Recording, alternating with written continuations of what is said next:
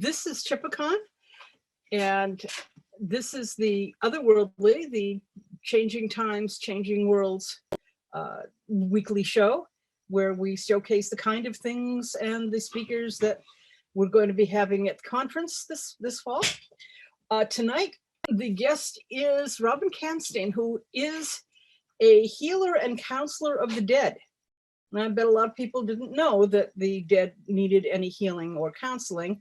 But as some of our other speakers have said, just because your Aunt Matilda is dead doesn't mean that she's changed any.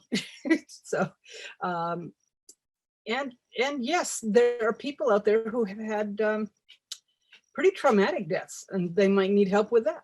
So that is the beginning. Robin is a medium, a crystal Reiki worker, a pain eater, a remote healer, a transitioner, and an advanced death walker who has been practicing since the 80s, both in Wicca and on the Red Road. She worked with Native prisoner rights activists, which I admire greatly.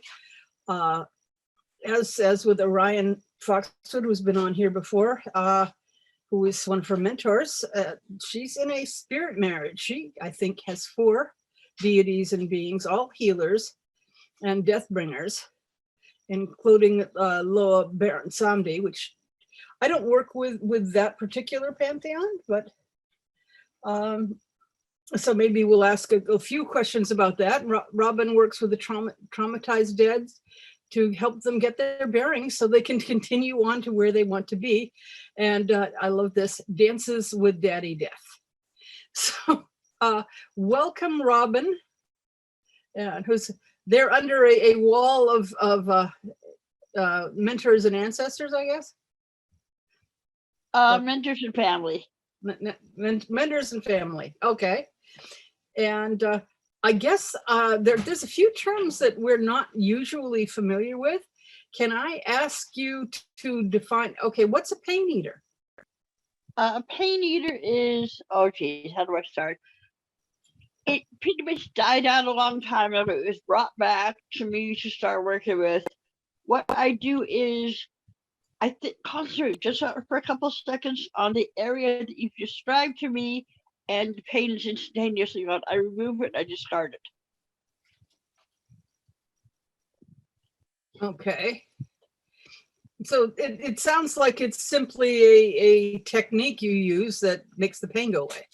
Yeah. One of my guides, my second one, has been working with me on it pretty heavily for the last, I'd say, month and a half. And I've gotten it down a lot better right now. In fact, one of the people I worked on is here right now, watching. Oh. Vivian, I worked on her, about 3 or 4 weeks ago, I think. Well, everybody say hi. We are, yeah, you can wave. That's cool. Do you, I have to ask, is Baron Samedi listening in with us right now?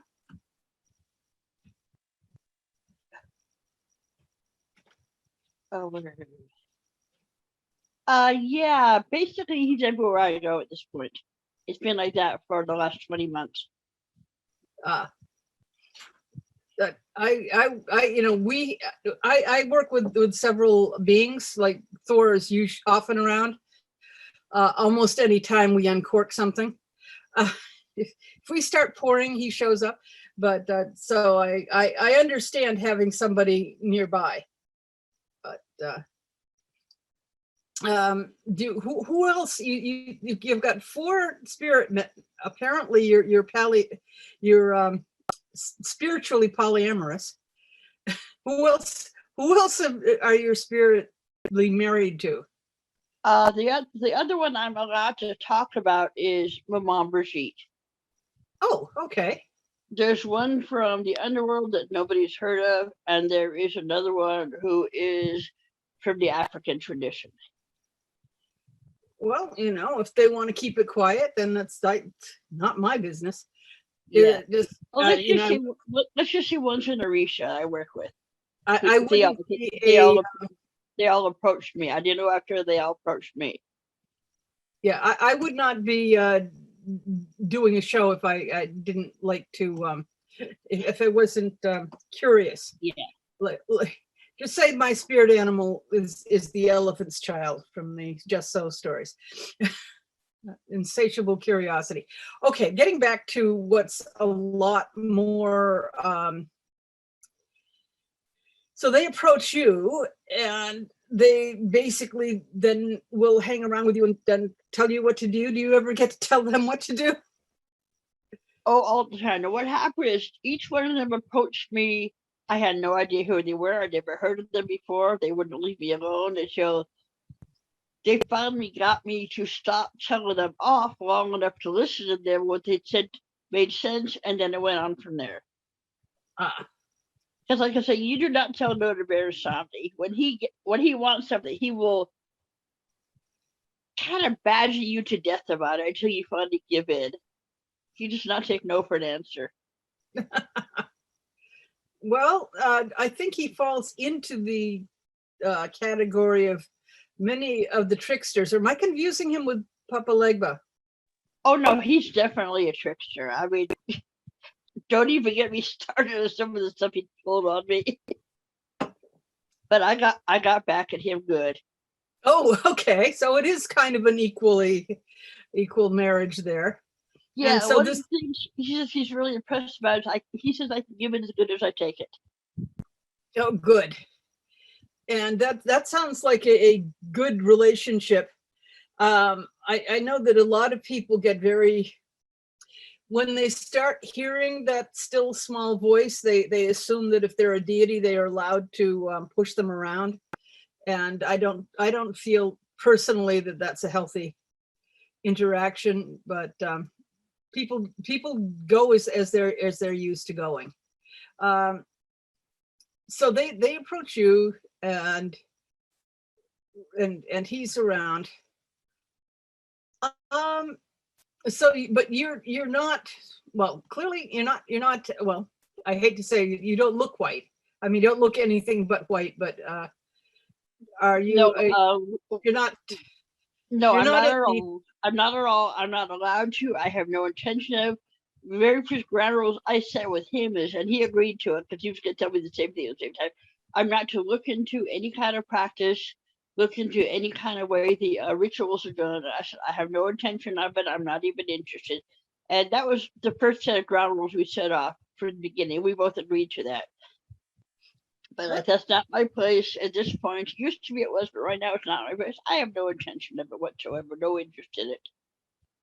And yet at the same time, he was when we were setting this up, he was saying, could you, I want some chocolate mint, and I put some on, and where, you know, I usually giving treats to Ganesha, with whom we have a pretty good relationship, and apparently he and Ganesha already get along.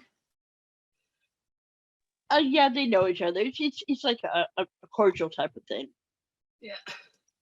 I think that what you had said at the time was what you think we don't network.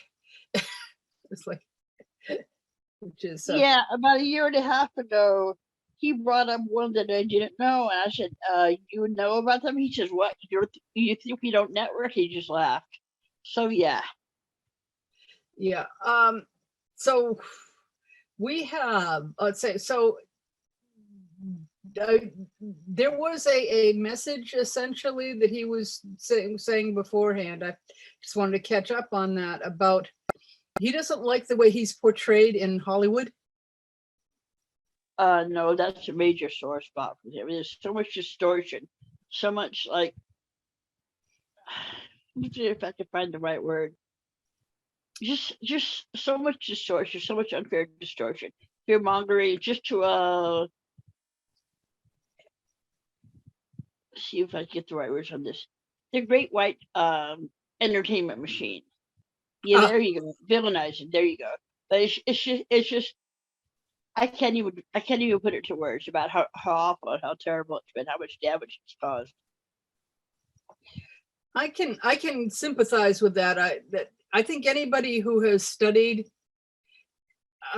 Hollywood and their interaction, their exploitation of spirit, non-Christian spiritual practice, even some Christian spiritual practice. That's the word. That's the word I was looking for. Is they exploit it. Anything that is psychic, anything that is pagan, it becomes immediately evil. Don't even get me started on the TV show The Supernatural. That, you know, it had cute guys, but I'm sorry, not so useful. Everything they saw was immediately a demon. Anyway, that not going there. Okay, let's go back to another term that you used, Deathwalker. So, see, as we are not Hollywood, let's have you explain Deathwalker in a way that's positive. Okay, first you start out as, like with me, I started out as hospice there, did some doula work, and then I moved from there to the ability to direct whoever I was working with to get to where they needed to go on their own. Some of them weren't able to. They were so traumatized and so mixed up and confused. I had to physically take them and escort them, walking side by side with them to where they eventually needed to be. That's what a death walker is. You escort them physically. Now, a psychopomp is more of a deity type of thing. That just takes you to the underworld. But what this does, this takes you from the spot in the underworld to where your final destination is, like a house you grew up, a favorite place, a place for you to get your bearings until you're finally ready to go, to be collected by your relatives. Not from this world to the next, but somewhere in the next to the right place in the next. I think, yeah. Yeah. Okay. Well, that's a lot more positive than, you know, you say the term Deathwalker and a lot of people are going to go, woo. So, and I was guessing it was a psychopomp, but no, that's a different type of activity. Yeah, it's a little bit above that. It's just a couple steps beyond that. Okay, I'm just going to ask you to explain a little bit more. I don't, and not getting past anybody, you know, going into anybody's private stuff, but, you know, because let's face it, when you're traumatized, you're talking about somebody who you've been treating for PTSD would not be ethical. So, but what can you tell us about your work with the traumatized dead without exploiting them?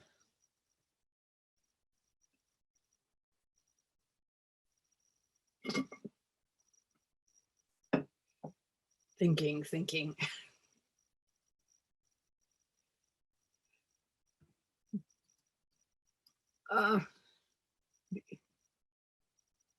Yes, before the show, Robin said that sometimes she's will go silent because she's listening to somebody we can't hear talking to her. So also because the two that I work with, English is not their first language, so sometimes my English gets a little bit gobbled up because I've been hearing them for so long. Anyways, this one person came, and after I took care of the need they had myself, I was able to get them unconfused, let them know what happened, get them straightened out. And in this particular one, I did some chakra clearing on him for 23 minutes. And at that point, he totally recovered. He totally recovered and got his bearings, and he was ready to go. But it took a few times interacting with him to get him straightened out and aware of what had happened, because it had been so sudden. So the dead still have their chakras? Yeah. This one particular one I worked on, yeah. The chakras and energy system, all they are is pure energy at that point. So yeah, it stays with them. Neat. Okay. So I'm I just find this fascinating. So I'm just wondering, did any of your current practice arise from your work with the Native Americans on the Red Road? Not yet. That hasn't Okay. come into play at all yet. I'm just wondering if you worked with the dead back when you were working with the Native Americans, or were you doing different activist work? I was doing activist work in the prisons. I was also working with a lot of South Dakota AIM guys on land rights issues and things like that. Mm-hmm. Yeah. What was I thinking? So did your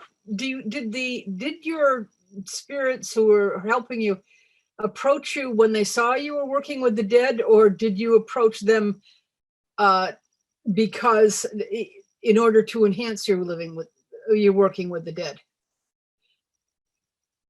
Which spirits? My guides?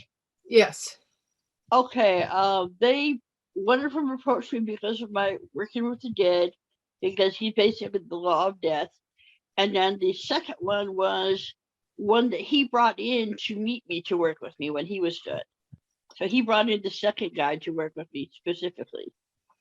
And that's probably the one that nobody's ever heard of, but if you don't go to hell or the underworld. No, actually, that's the Orisha. He brought the Orisha in to work with me next. Okay. And as you said, you got into the working that you started out in hospice and being a doula, and then the bear and the others said, "Oh, here's somebody who we can work with. This is cool." Yeah, basically that's pretty much what happened. Because after he came around, he started pushing me really hard into getting extra types of training and a lot of teaching for him, and it just took off from there. Do you know other people who do this? We do have we've talked to other people who've done death doula, and I hope we'll have a lot of the panels, if not workshops, on this at the conference. But Chris Allen does underworld work. I'm not exactly sure what he does, but he's written a few books, and he's got a pretty good connection with the underworld. As far as this type of thing, and anybody?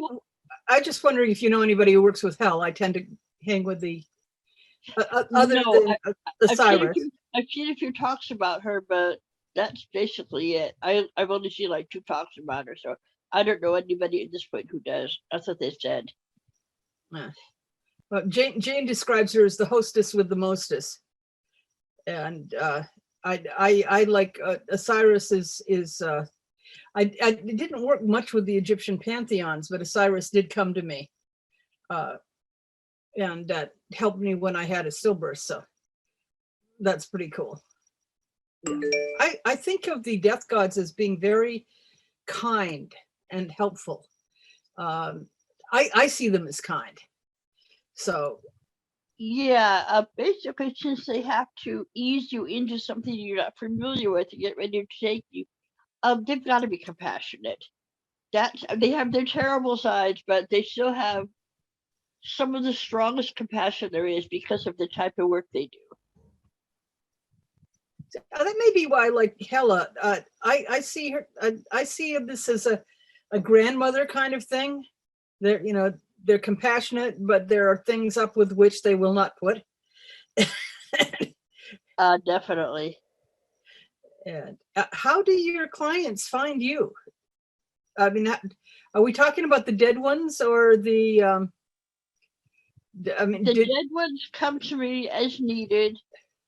If their case is like hard and serious.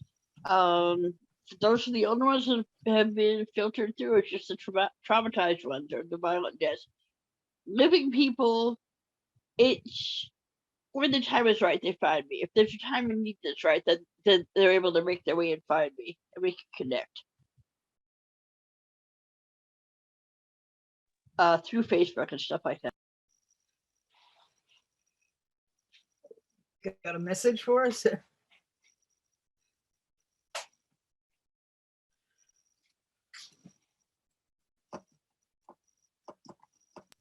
Are we frozen or?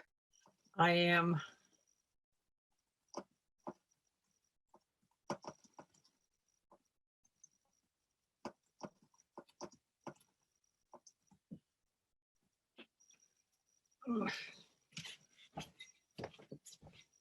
Okay, I think I'm back. Can you hear me? Yeah, well, you never really went away. You slowed down a bit. Okay. You never actually froze during that period. Okay. I was just a little concerned because my computer's like, yeah, your connection is unstable. Yeah, bite me. Anyway, I look forward to being one of those grandmothers sometime. So, right. You said that you done chakra work with the dead. Do you use Reiki on the dead?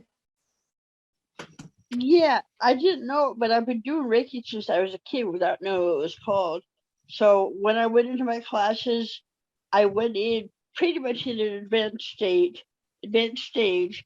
And when I worked on this one particular one, what he needed was a Reiki clearing. And his heart chakra was so blocked up, it wasn't even funny. I mean, that's the only one I worked on. That's the only one that needed work, because what he had happened was he lost his two infant children. You know, when he died, his two infant children were left, and that's the only thing that was what was tearing him up. That was his only concern, was his two children. So once I got that straightened out and let him know that the children were being taken care of, then he was actually able to relax and move on. Oh, good. I am kind of wondering, okay, there's traumas that you can help, and then there's traumas that you can't help.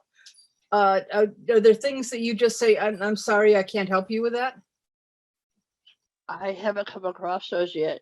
I think the ones that would be too much for me to work with at this point, are too complex, have not been filtered in and steered to me. The only things that are steered to me is the ones that I'm able to handle at this point. And that's what the guides are for. So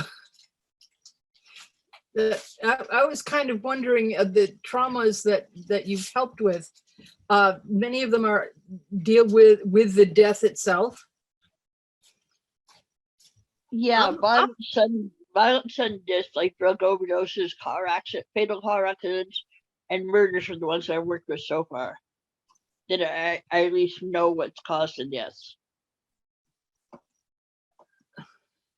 Yeah, I'm gonna go out on a limb here and be very politically incorrect and say, yeah, have any experience with babies? Because, you know, one is I assume with my background and having had the stillbirth, that a baby is still close enough to the other world that they're ready to say, okay, I need a new vessel, and just hop over. If so, I people, you know, have you dealt with babies? No, but I think I have an answer for you. Some of them are ready to do that, but others are more connected to this world for some reason. So it varies between the babies. Some are ready to go because they have no foothold here. Some do have a foothold, if that makes sense. That's what I'm being told right now. And that's a logical response, because I know that in the Norse lore, they had one of the subsections of scary ghosts that actually sucked the life out of people were infants who had been exposed, and they were pretty freaking terrifying. They would come and they would nurse on their mothers and suck the life out of them. That's a pretty scary ghost. And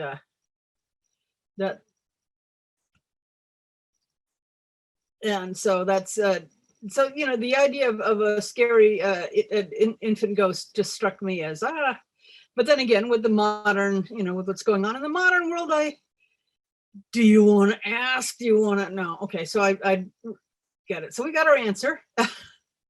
And so I was kind of hoping that Orion would show up here and we could ask him a little bit. I Yeah, believe. I checked his message and he went offline without even seeing what I had said. But he goes off and on all the time. Yeah, yeah, But we can't. he said he definitely did want to try as hard as he could, but he had a lot of stuff going on at home. Well, apparently he has called you or directed you to be a mender of the tear in the veil. Yeah, the first talk I had with him, question I had was, okay, I don't know where it come from. It's just like, okay, who's mending the tear in the veil? He looked at me, he says, you are. And he gave me some tools to help me stay down there simultaneously, permanently working on that. So I'm in both places at the same time. So you're in both places, okay? Both the underworld. Well, I and suppose here at the same time, yeah. Well, I died during a surgery in '79. That I had my initiation to Daddy to Baron Samedi. I died during that too and was brought back at the last minute. So I've got like more of a connection than I had before. So it's a lot easier now. Well, I know that when doing magic, that you can time and space are not connected the same way. In between, in the place where the magic happens. So having the underworld not being necessarily be separated is not a surprising thing. So how does that work with you? All I have to do is just think about it, and then I activate that part. All I have to do is just think about the way it looks and smells and feels down there, and I'm there.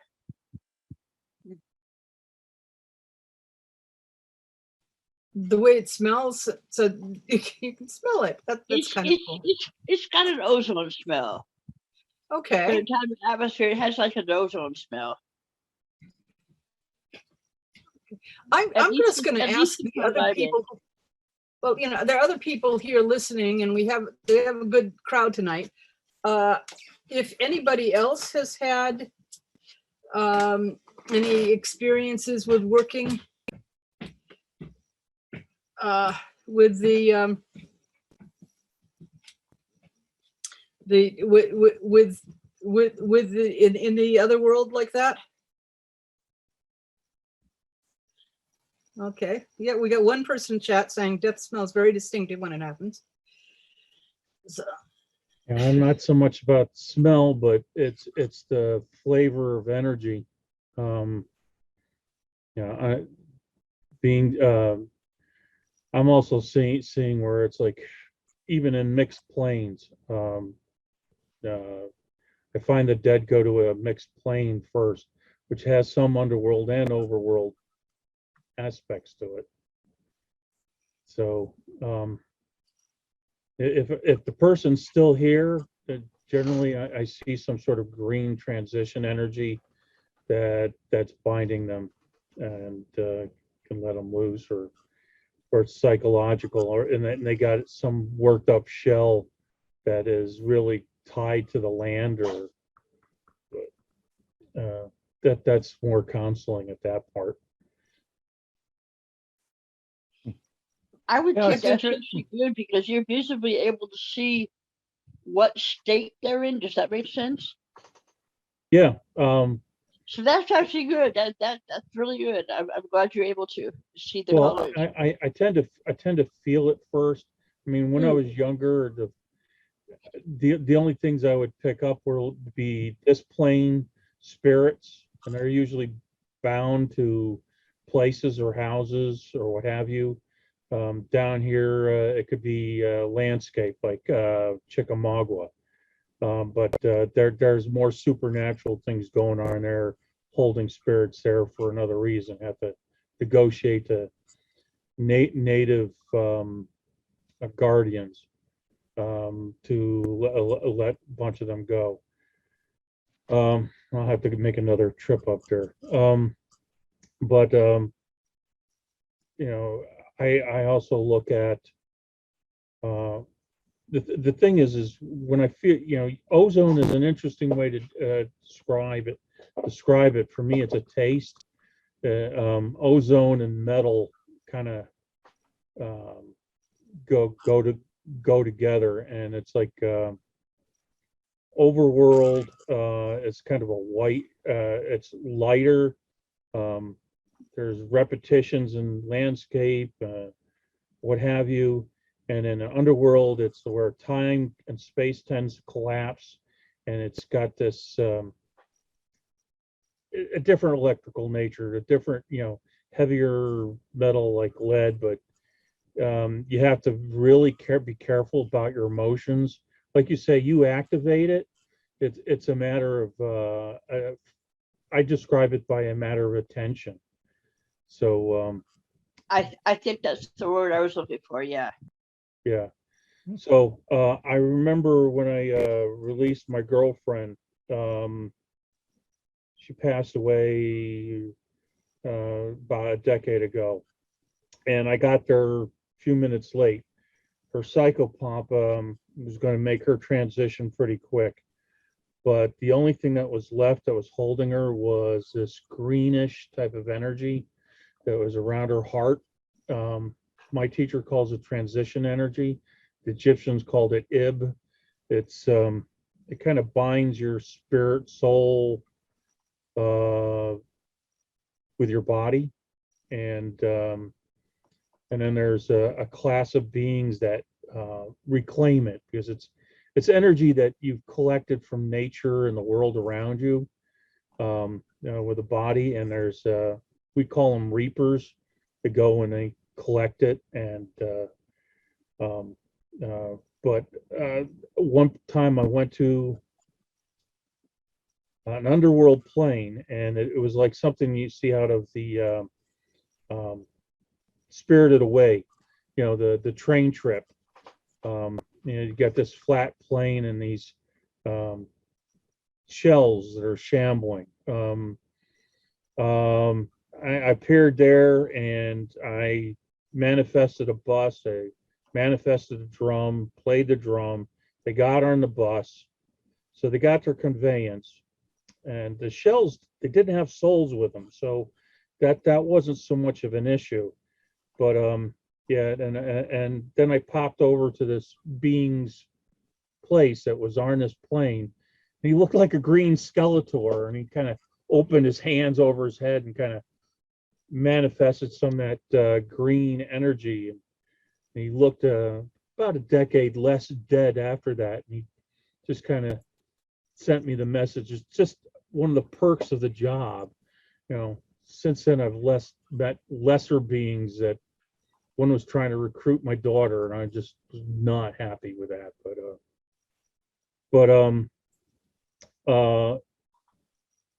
I like the Mongolian or Buryat tradition, where they and even Taoist shaman, your soul, it has all these different spirit components, and the first place you go is like an ancestral realm. It's a mixed plane. It reflects who you are. If you got ancestor realms, you might go there. You can taste it. It's like you ever look into a person's future, and it's got that same ozone flavor. It's a metal. You almost see like a white line going out in front of somebody. It's like you're sensing their future, and they got one behind them for their past. But if you're seeing two lines out of people's shoulders, you could pick up the maternal and paternal ancestors, and they will have a tendency to have a consistent feel for it. Another trick is, if you get that taste and you go to feel both overworld and underworld energy at the same time, you might see this white and black bar going through a person, and it's like a signature of the afterlife that they're going to initially go to. I followed a few people there with that. Followed my mother into one place, and she was trying to escape it, but she had to sort things out first. So I didn't have to go and do any healing like that. But eventually she separated herself out. That was a semi-traumatic thing for me. I haven't gone and pursued any other person to follow up on that, but fortunately her soul got aligned with the overworld, so I'm kind of happy with that. She needed to separate that very neurotic self of hers that would have caused her a lot of pain in afterlife. So I was glad that was. Anywho, I'm rambling on. No, it's very cool to hear people comparing their experiences, because there's not a lot of places we can get together with other people who have dealt with this. You bring this up around the water cooler, you're not going to get a lot of support. Yeah, it's interesting because I have been comparing everything that Robin has been saying with my own experiences, where I have a very limited direct experience working with the dead. And what she's talked about has helped me put what I do have into context. Jen mentioned in chat about our rat Lola. Well, I don't see her at a train station. I see her waiting at the base of a bridge.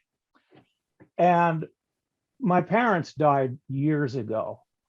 I really have no sense of my mother, but sometimes I feel like my father's there. And he did not die a traumatic death in the kind of classic sense of like blunt and sudden, but he died a hard death. And I think, he was about the age I am now. And he'd suffered with injuries he got in World War II for most of his life. And he developed diabetes late in life. And that's ultimately what killed him. And because he was who he was, as I remember, the timeline I was told was that he kept going to his desk in the side room because it was tax season, and working and working and working. And they took him to the hospital on Monday and he was gone Wednesday. So he kept pushing. And I think he's over on the other side now. I sense that. But I think he, to some degree, almost went kicking and screaming because there was such resistance. And as a side thought, I suddenly realized that I would be deprived of a lot of direct experience because I did my work in hospice, and because I did a good job of it, the clients who died while I was attending them went very, very quietly, and both of them knew their time was up. I guess not the kind of person that you hear about after they went. They just go and that would be it. So it's been really interesting to put this into perspective. Yeah, it's that amount of desire, and it's also I find that homes where you get ghost imprints, they're not necessarily souls there, but occasionally you get individuals there. My first experience ever was 2 weeks after my grandfather passed. I got up early one morning and then saw the ghost of my grandfather come out of the very room that I was now supposed to be sleeping in, which was his room. He comes out, comes downstairs, and I'm 7, and I'm kind of like, ugh. And then the world kind of, and he says, "So long, Sonny," and then he steps down and evaporates. And that was the last of that. But he was, I guess he was just like, "That's it, I'm checking out." But I remember a friend of mine living, well, she was a girlfriend at the time, and she moved into an apartment from the mother of another friend of mine. And that mother was, oh my God, she was a problem. And she was a problem in her afterlife. And we had to kind of like encourage her to leave. And we had to also re-imprint the house, to heal the house, and basically clear it so she wouldn't be tied to it. So that took a couple weeks of doing, and that nonsense was alleviated. But yeah. As a interest, I was thinking again of my father, which I tend to do, and I remember I knew the exact moment he died. I was living in New Hampshire. In fact, I was living in the house where Chipicon lives now. And I was just sitting at my desk working at my computer, and suddenly I just stopped. And it took me a Correction. while. Sorry. We were Uh, living in our second apartment This was, when your father died. We were planning a trip to meet him for the first, so I could meet him for the first time. I remember it differently there, but I remember whether it was, yeah, because he died, well, It would be 93 yeah, early 90, March 93. or Uh, 94. yeah, it was March 93. And anyway, I remember stopping dead in my tracks, and it took me a while to figure out what had happened. And I suddenly realized that for the longest time, there had been this noise in my head, and it had suddenly stopped. And I realized in that moment that what I was feeling was my father's pain. And when he died, suddenly there was this deafening silence in my head.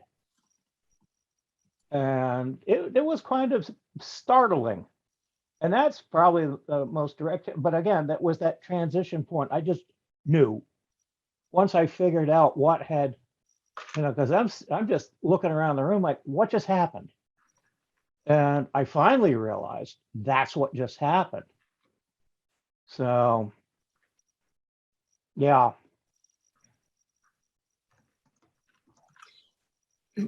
Okay. So anybody else have any things they want to join in with this as we move a little bit closer to a panel than a class? But I'm thinking that maybe when it comes to the conference, if we've got this many death workers, we could have a great death panel. I don't mind sharing about a little bit about my culture.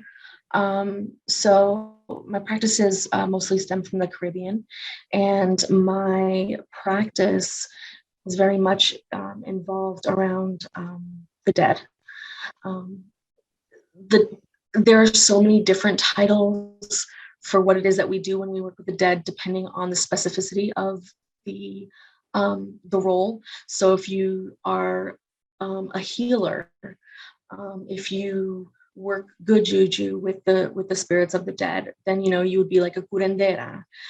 If you were the person who transitioned the dead, visited the realms of the dead, allowed the dead to animate you and work through you, you would be considered an espiritista. So like there are different roles in the community of working with the dead, but the dead was just like a very integral part of just our community as a whole.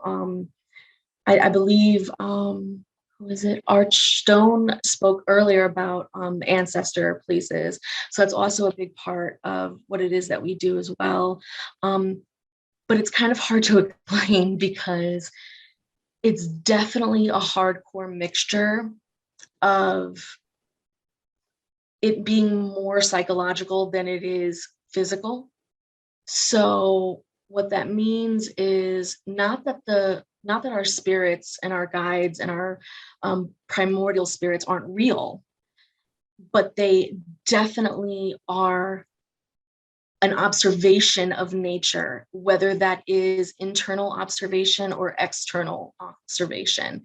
It's a direct reflection of nature. And so it's not supernatural. So like our gods are not like these like, you know, can like reverse time and space, stuff like that. You know, they're not like Marvel characters, but they very much are,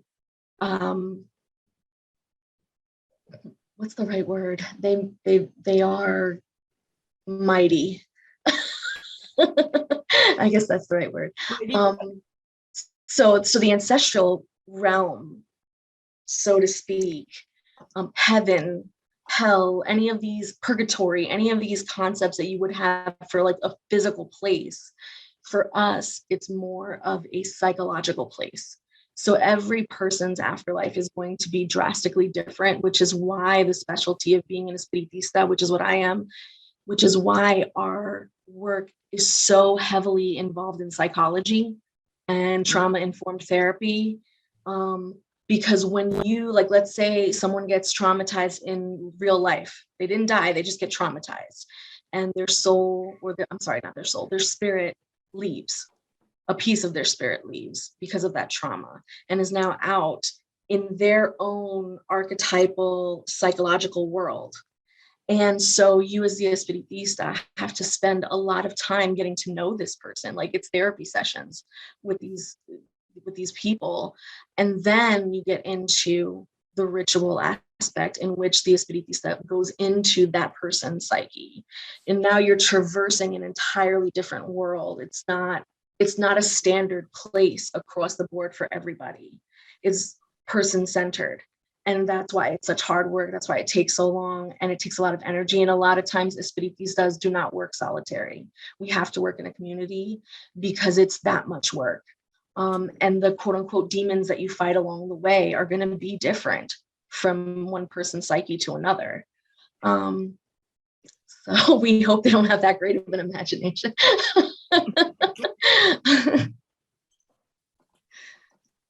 But yes, so, you know, for example, for me, my specialty is actually working with spirits of the developmentally disabled. So whenever people are going. Oh dear.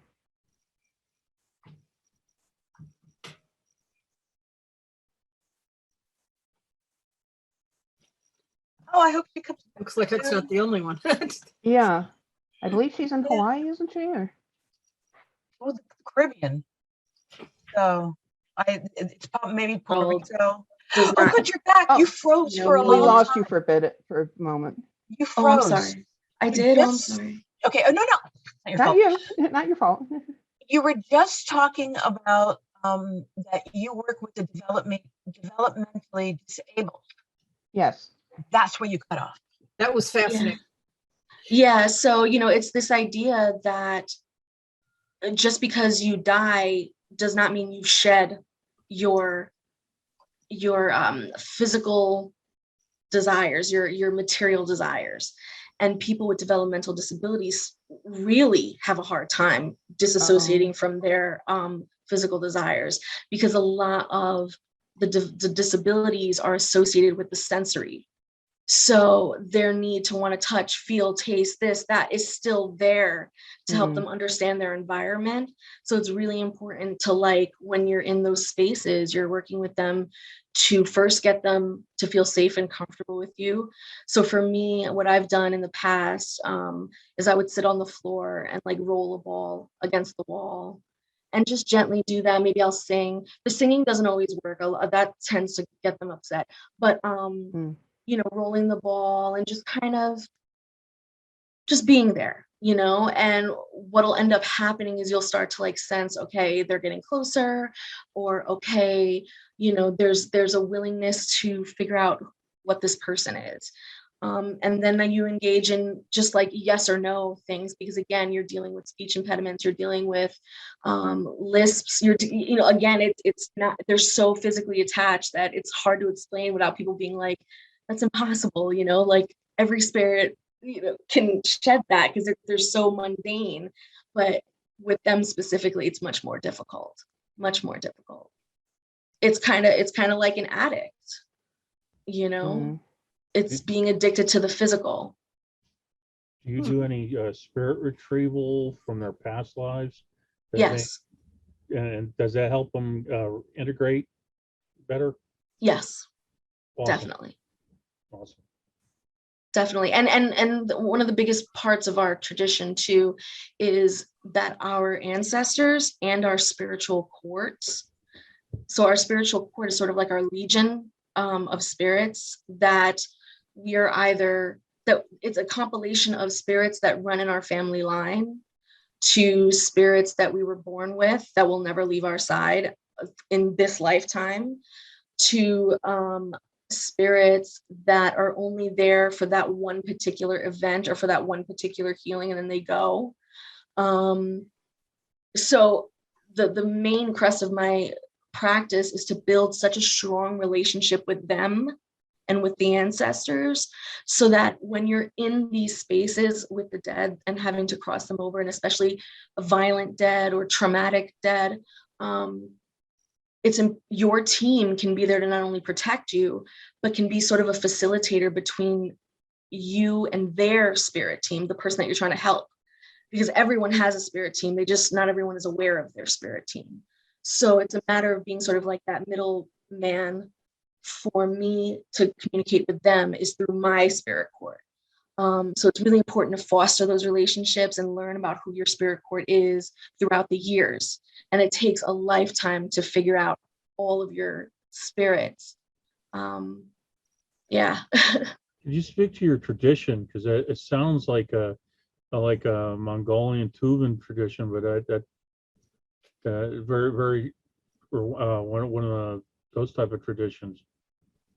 Yeah, it's very, very similar. So when you're talking about like indigenous practices from the Caribbean, from Africa, from India and parts of the Middle East, from East Asia, you're getting into ancestral traditions. You're getting into the fact that these people understood psychology better than today's psychologists and knew how to use the earth to facilitate healing of these psychosis, or of these what we call them gausas.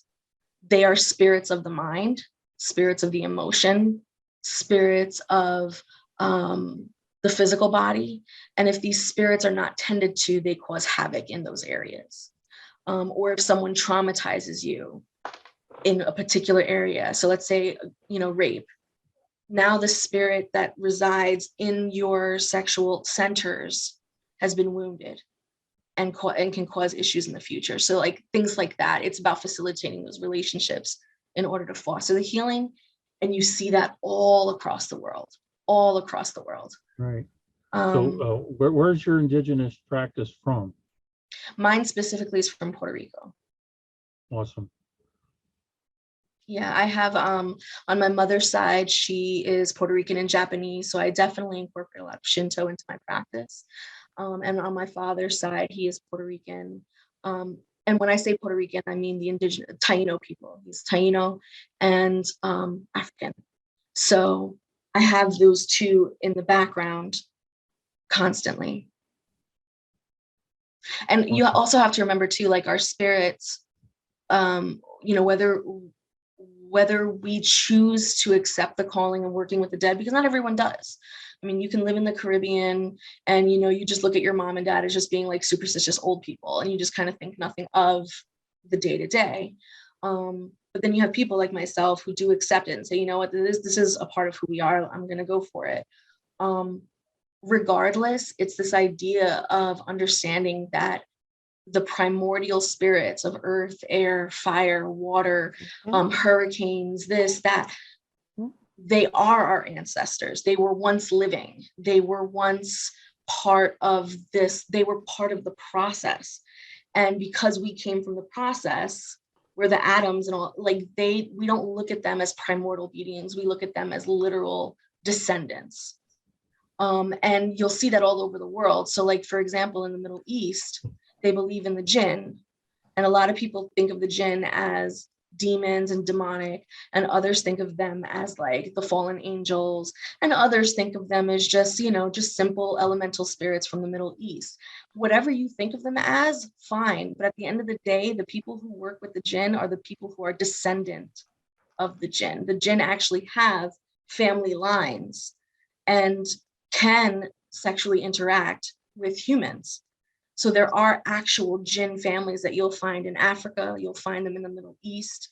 You will find them in Pakistan. Like they're actual bloodline jinn. And those people they stay under the radar. Like you'll never know who they are. You know what I mean? And that's what it's kind of like in all the different countries. We are descendant of our primordial spirits, you know? Absolutely. In the ancestral places, do they? Yeah, they're like mixed realms. Do they reflect natural places that you know of, or travel, or dream travel to? Oh, you mean like in the spirit world? Is there Yeah, in the places spirit to world. go? Yeah, the places where the spirits are, and because I've noticed that there's some reflection of like real places in Mhm. them. So we do have a concept of sort of like a space of confusion. There's a space that when a spirit is crossed after being traumatized, or are suicide or have been murdered, tend to go to a place of confusion that is pretty consistent across the board. It is a place that we can then travel to assist them. Because it does not fall within the realm of their consciousness. It doesn't fall in the realm of their own archetypal story that they're telling in their head. It's it's like a place that your spirit gets trapped until they can realize why they're in that space, or with the assistance of an espiritista. But in terms of visiting a realm of the ancestors, that's culture specific. In my culture, we don't have that. We have what we call the ancestor altar, where we bring them to us, and we create space for them to reside while we interact. Some people like to leave that space open so that the ancestors can walk freely among the house and, you know, interact with the children and move things around. And then you have some that keep that space closed off entirely and give their spirits sort of like a regimented time to show up, to interact and things like that. So we don't go to them, they come to us. At least in my tradition, in my family tradition. Nice. Cool. Well, I'm going to say that right now we are at the hour block that we allocate for this. So, but I'm going to turn off the recording, and then I'm going to leave the chat and and everything up so people can keep talking, just as if we were at a conference and we would just stay in the room and keep talking. And anybody who wants to go off to do whatever they're going to do next can do that. But I will remind people that the conference is coming up in November, and it's coming up on in November 13th, 7th to 13th, and Monday through Friday. We're going to be having evening panels and classes, and on Saturday and Sunday it'll be all day. And I hope we can get, we'll have to put up a thing for a death panel, and let's hope some of you guys, Arkenstone and Robin and Lilani might sign up for it. And so we hope we see you there. Thank you, Robin, for coming. This is a great, I mean, everybody say thank you to Robin. This was Robin's first, Ryan's been pushing Robin to start speaking about this. And so this was a push for Robin. Robin was Thank you so much, Robin. comfortable. Yeah, that was excellent. It was that different perspective that taught me so much about a subject where I do have knowledge, but kind of in an area. And this was so much new stuff. So, okay. So thank you, Robin. Any last words you wanted to say before we left? Did any of your spirit friends want to say anything? Actually, yeah. We've been able to feed, educate, inform each other. So let's just keep this going until everybody just gets tired. But let's just keep this going. The momentum going, so we can Okay. continue to do what we've been doing tonight. Yeah. Okay, well, we will stay here because there are obviously a lot of people who are really interested. But meanwhile, we will